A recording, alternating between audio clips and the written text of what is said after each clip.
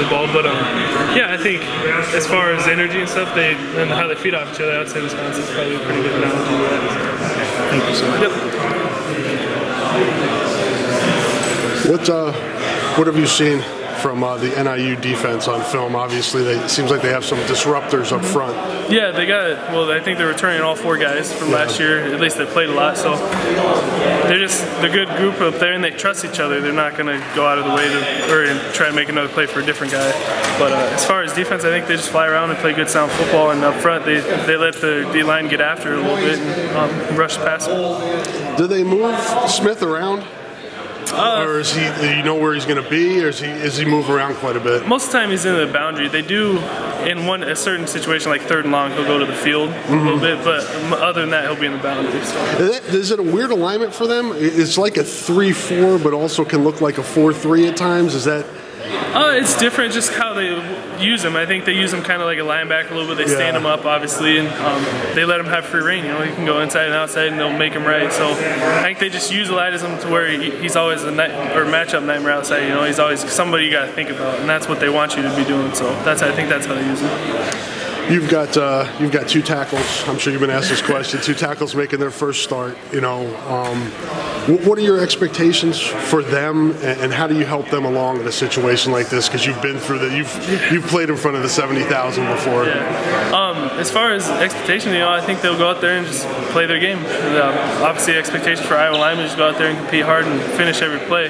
And as far as helping them, I think just tell them, you know, like, hey, you're gonna be all right. There's gonna be ups, there's gonna be downs. You just gotta keep going through it. And I think that's the biggest thing you realize when you play is like there might be a play you're not gonna do that well on. They might have a better call or something, but you just gotta come back and do it the next play. So I think for them, the biggest thing is just confidence and knowing that they have the technique and ability to go out there and complete.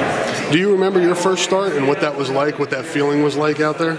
Yeah, it's a little different. Obviously, it's a little quicker at first, but as far as Mark and Dalton and all them, you know, I just say after the first couple of plays, you know, things start slowing down. You know, especially at home, the crowd gets a little more quieter when you're on offense. So it's a little different, but as soon as you get those first game jitters out, I think it's just after that, just practice and playing. So it's kind of a neat story with Dalton. You came in with him, right? Yep. As a walk-on. I mean, he's battled a lot of injuries and stuff like that. Is it kind of rewarding for you guys to see him be able to do this? Yeah, I think so. Especially I've been close to Dalton all through our career here. We've just been good friends. But I think, yeah, like you said, with the injuries and all that, and coming back and having to fight through that, I think it's been huge for him. And I think I couldn't be more proud of him, and I trust him out there more than the rest of the guys too.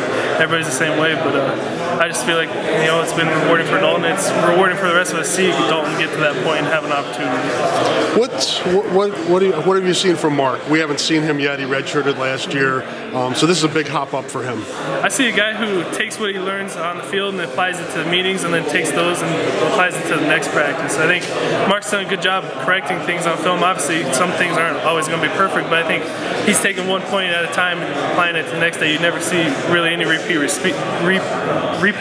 I'm really excited about that. But you just see a guy who learns and he'll take coaching and apply it the next day. I think it's what's helped Mark to kind of flourish a little bit and step up into that spot. Are you interested for yourself to see how you're going to handle this? I mean, you've got a game under your belt at center, but now it's full time. Yeah, I'm interested in how it'll be, but I'm more interested in how the whole line's going to be out there. So we'll see how everything plays out on Saturday, but I'm confident in our group up front. I think we'll come off the ball and attack them. Thanks, Keith. Yep. Appreciate it. I'm just excited for week 1. How do you feel like your freshman year was? How do you feel like you did last year? Are you happy with it?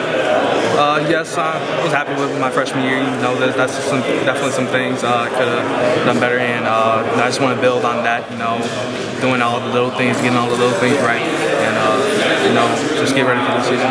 What little things? Really, little things just imply everything besides scoring touchdowns. You know, seeing the defense, knowing what's going on the offensive side, who's blocking who, and what your job is, no matter whether you're getting the ball or not. And they're using you a bit in the passing game too. We're here. That you're a pretty good receiver. You feel good about that? Yeah, definitely feel good about that. You know, coaches. They have game plans in that I just have to follow, you know, whether I'm catching balls or running the ball. I'm just going to go out there and do my best. How about blocking? Yes, it's definitely blocking. We practice that stuff all the time, but whether it's blitz pickup or just seeing the field or going ahead and cutting some big linemen down, that's a big thing that Coach Brian emphasizes that to really help out our offense and protect the quarterbacks. Cutting some big linemen down. Yeah, it does provide some confidence because, there's always questions about experience, but if you prepare like you've been on the field before, then anything can happen when you're on it. So as long as you're ready and, ready to go, I feel like the sky's the limit for any of us in the defense. What do you feel like your strengths are? My strength, I feel like I'm a physical corner. I feel like a smart corner, and I feel like I just bring a tenacity to the game. What can you guys take from what Josh was able to do last year? He's a guy who kind of paid his dues, waited his turn, and now, it's your time. Yeah, what I took from him is just his hard work paid off, just continually hard working.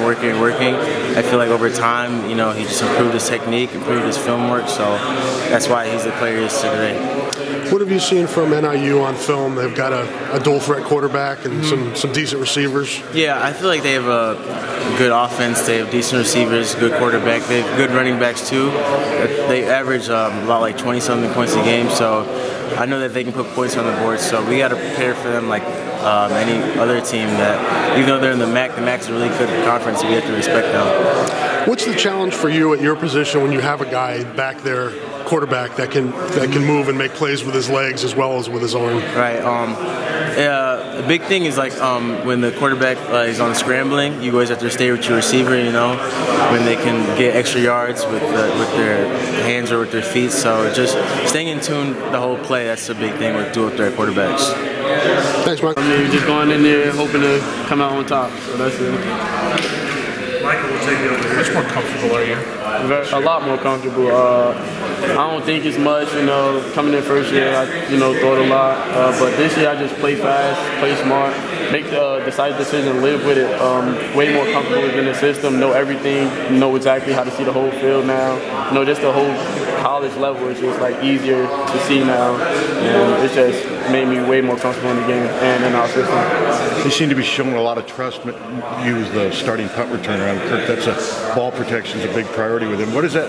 Is that something pretty excited about, the chance to do that? Yeah, I take pride in that area. So that's just something I've been wanting to do since I first came in here. I wasn't able to get it last year, but this year I guess they put me back there. And we also got another great punt returner, Kyle Gruneweg, who is going to be back there too.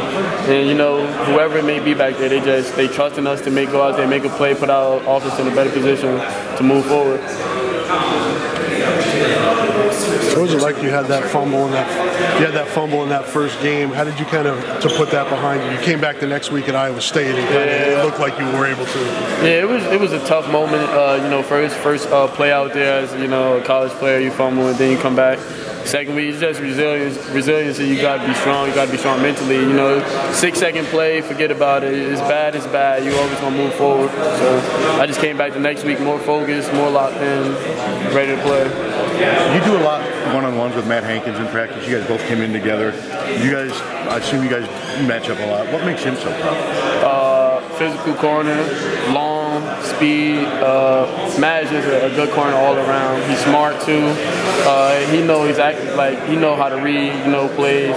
He's just a good player all around.